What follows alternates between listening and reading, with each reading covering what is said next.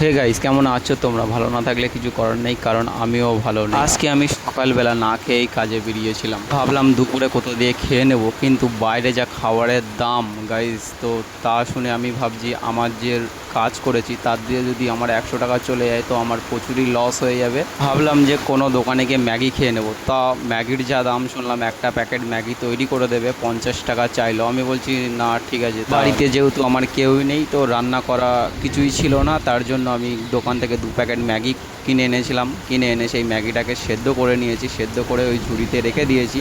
তারপর পেঁয়াজ লঙ্কা কেটে নিয়ে কড়ার মধ্যে তেল দিয়ে সেই পেঁয়াজ লঙ্কাটাকে ঢেলে দিলাম। এটা আমি দোকানের মতো তৈরি করার চেষ্টা করব। দোকান থেকে দেখে এসেছিলাম, ওই কারণে ওইভাবে চেষ্টা করছি তৈরি করার, যে ওইভাবে তৈরি করতে পারি কিনা। এই পেঁয়াজ লঙ্কার মধ্যে আমি লবণ দিয়ে দিয়েছি। এবার পেঁয়াজ লঙ্কাটাকে আমি ঘেটে নেব।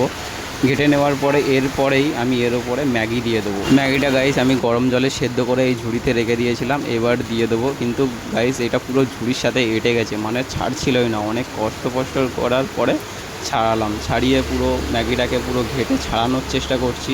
এক্স্যাক্টলি আমি দোকানের মতো তৈরি করতে সেরকম পাচ্ছি না, কারণ ম্যাগিটা পুরো জড়িয়ে গেছে। আর দোকানের ম্যাগিগুলো এত জড়ায় না। এরপরে আমি যে ম্যাগির মধ্যে মশলা ছিল সেই মশলা দিয়ে দিয়েছি। আমি 2 প্যাকেট ম্যাগি তৈরি করছি এখানে, সেই কারণে দুটো ম্যাগির মশলা ছিল। ম্যাগির সাথে একটু ডিম দেবো বলে 8 টাকা দিয়ে ডিম কিনে এনেছি। গাইস এখন ডিমের প্রাইস 8 টাকা হয়ে গেছে। ভাবতে পারছো তোমাদের ওখানে ডিমের প্রাইস কত আমি জানি না, বাট আমাদের এখানে 8 টাকা নিয়েছে একটা ডিমের দাম।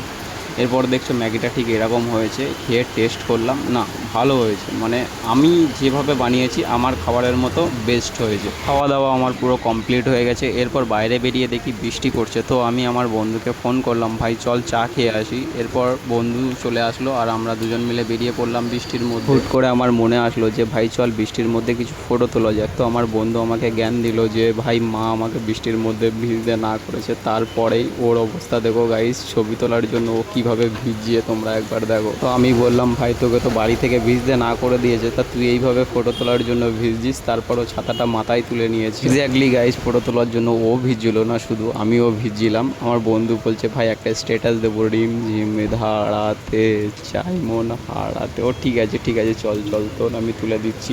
আমি কাকিমাকে কিছু বলবো না। তারপর আমিও ভিজতে শুরু করে দিলাম। সো গাইজ বৃষ্টির মধ্যে বেরিয়ে আমাদের চা খাওয়াও কমপ্লিট, ভেজাও কমপ্লিট, ছবি তোলাও কমপ্লিট। তো আজকের ব্লগে এই অবধি, টাটা বাই বাই।